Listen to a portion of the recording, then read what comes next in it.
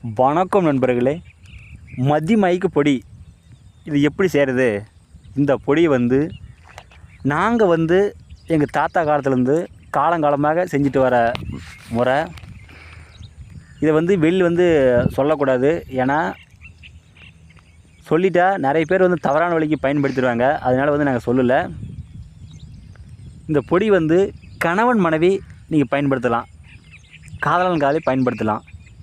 கணவன் மனைவி சண்டை போட்டு பிரிஞ்சு போயிட்டாங்க அப்படின்னா, யார் பிரிஞ்சு போய்க்கிறாங்களோ அவங்க மீது இந்த பொடியை நம்ம தூவிட்டோம்னா உடனே அவங்க மனசு மாதிரி அவங்கள தேடி வந்துடுவாங்க.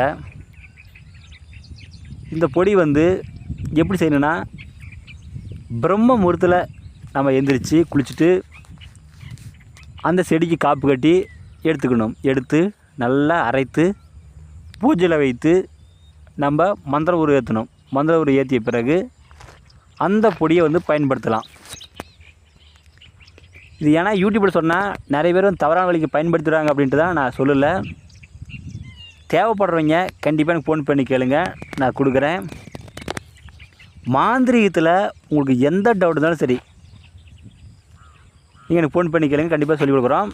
இந்த வீடியோ பிடிச்சிருந்தா எல்லாத்துக்கும் ஷேர் பண்ணுங்கள், சப்ஸ்கிரைப் பண்ணுங்கள். மேலும் அடுத்தடுத்து நல்ல வீடியோ நான் போடுறேன். நன்றிங்க.